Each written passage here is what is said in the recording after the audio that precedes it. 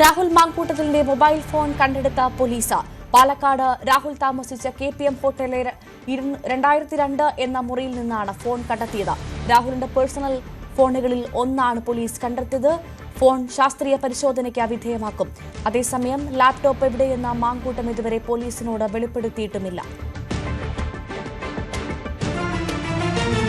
രാഹുൽ മാങ്കൂട്ടത്തിൽ അറസ്റ്റിലായത് പ്രമാണിച്ച് DYFI ബിരിയാണി പൊതികൾ വിതരണം ചെയ്തു. മലപ്പുറം തിരുവാലി നെടുമ്പത്തങ്ങാടിയിലാണ് 100ഓളം പൊതിച്ചോറുകൾ വിതരണം ചെയ്തത്. DYFIയുടെ പൊതിച്ചോർ പദ്ധതിയെ വിമർശിച്ച രാഹുൽ മാങ്കൂട്ടത്തിലിനെ ജയിലിലടച്ച സർക്കാരിനും പോലീസിനും അഭിനന്ദനം അർപ്പിച്ചാണ് പരിപാടി സംഘടിപ്പിച്ചത്.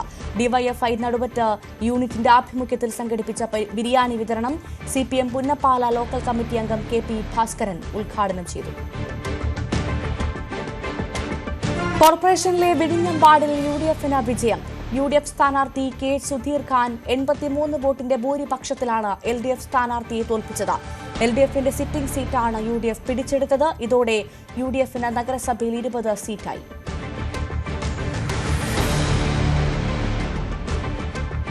മഹാത്മാഗാന്ധി ഗ്രാമീണ തൊഴിലുറപ്പ് പദ്ധതി കേന്ദ്ര സർക്കാർ അട്ടിമറിച്ചെന്ന ആക്ഷേപം ഉന്നയിച്ച് ലോക് ഭവന് മുന്നിൽ കോൺഗ്രസ് ആഹ്വാനം ചെയ്ത രാപ്പകൽ സമരം തുടരുന്നു. തൊഴിലുറപ്പ് പദ്ധതി അട്ടിമറിച്ചത് ഇഞ്ചിഞ്ചായി കൊന്നൊടുക്കാൻ വേണ്ടിയാണെന്ന് AICC general secretary KC Venugopal. രാജ്യവ്യാപകമായി 45 ദിവസക്കാലം നിലനിൽക്കുന്ന മൻരേഗ ബച്ചാവോ സംഗ്രാം എന്ന പേരിൽ ഐതിഹാസികമായിട്ടുള്ള സമരമാണ് പാർട്ടി നടത്തുന്നത്. ഇത് കേവലം ഒരു സമരം മാത്രമല്ല. മൻരേഗ എന്ന് പറയുന്നത് ദരിദ്രരുടെ തൊഴിലവകാശത്തിന്റെ അടിത്തറയാണ്. നമ്മുടെ രാജ്യത്തെ ദരിദ്രരായിട്ടുള്ള ആളുകളുടെ തൊഴിലവകാശത്തിന്റെ അടിത്തറയായിട്ടുള്ള ഈ മൻരേഗയെ കൊല്ലാക്കൊല ചെയ്യാനാണ് പുതിയ നിയമത്തിലൂടെ കേന്ദ്ര സർക്കാർ തയ്യാറായിരിക്കുന്നത്. തൊഴിലുറപ്പ് പദ്ധതി ഇല്ലാതാക്കാനുള്ള നീക്കത്തിൽ അതിശക്തമായ പ്രതികരണം സാധാരണക്കാരുടെ ഭാഗത്തു നിന്നും ഉണ്ടാകുമെന്നും പ്രതിപക്ഷ നേതാവ് VD സതീശനും കൂട്ടിച്ചേർത്തു. ലോകത്തൊരു ഗവൺമെന്റ് ഇത്തരമൊരു നടപടി ലോകത്തെ എല്ലാ രാജ്യങ്ങൾക്കും മാതൃകയായി മാറിയ ഒരു പദ്ധതിയാണ്. ഇവർക്കിപ്പോ എന്താ എന്തിന്റെ അസുഖമാണ്? ഇവർക്ക് ഈ പദ്ധതി ഇല്ലാതാക്കണം, വേറൊന്നുമില്ല. നിങ്ങൾ നോക്കിക്കോ, ഇവരുടെ ശ്രമം ഇങ്ങനെയൊക്കെ തുടങ്ങി ഒറ്റ അടിക്കിൽ അവസാനിപ്പിക്കാൻ പറ്റില്ല. അതിശക്തമായ പ്രതികരണം സാധാരണക്കാരുടെ പാവപ്പെട്ടവരുടെ ഭാഗത്തുനിന്നും ഉണ്ടാവും. ഒറ്റയടിക്ക് അവസാനിപ്പിക്കാൻ പറ്റാത്തതുകൊണ്ട് ഒറ്റയടിക്ക് കൊല്ലാൻ പറ്റിയില്ലെങ്കിൽ പിന്നെന്താ ഇഞ്ചിഞ്ചായി കൊല്ലാന്നാണ്. സത്യത്തിൽ മഹാത്മാഗാന്ധി ഗ്രാമീണ തൊഴിലുറപ്പ് പദ്ധതിയെ ഇഞ്ചിഞ്ചായി കൊല്ലുന്നതിന് വേണ്ടിയിട്ടുള്ള നിയമമാണ് അവിടെ ഉണ്ടാക്കിയിരിക്കുന്നത്. സർക്കാർ ചെലവിൽ ക്വിസ് മത്സരം നടത്തുന്നത് നാണം കെട്ട പരിപാടിയെന്ന് പ്രതിപക്ഷ നേതാവ് VD സതീശൻ.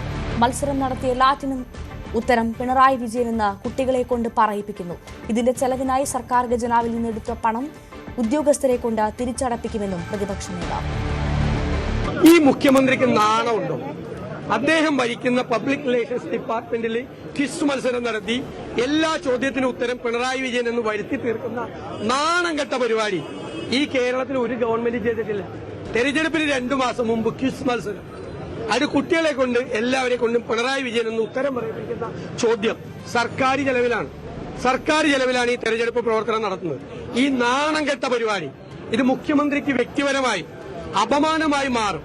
ഞാൻ അദ്ദേഹത്തോട് അപേക്ഷിക്കുന്നു, ഈ പരിപാടി ഡ്രോപ്പ് ചെയ്യണം. നാണക്കേടാണ്, കേരളത്തിന് നാണക്കേടാണ്, കേരളത്തിന്റെ മുഖ്യമന്ത്രിക്ക് അപമാനകരമാണ്. ഇത് ചെയ്യരുത്, ഈ പണി ചെയ്യരുത്. സർക്കാരിന്റെ കാശെടുത്ത് ഇതുപോലത്തെ പണി ചെയ്താൽ ഉദ്യോഗസ്ഥന്മാരോടുകൂടി ഞങ്ങൾ പറഞ്ഞേക്കാം, നിങ്ങളെല്ലാം ഉത്തരവാദികളാവും, അക്കൗണ്ടബിളാവും. സർക്കാരിന്റെ പണമെടുത്ത് നിങ്ങൾ രാഷ്ട്രീയ പ്രവർത്തനം നടത്തിയാൽ അത് ചെയ്യുന്ന ഉദ്യോഗസ്ഥന്മാർ കൂടി ഉത്തരവാദികളാവും.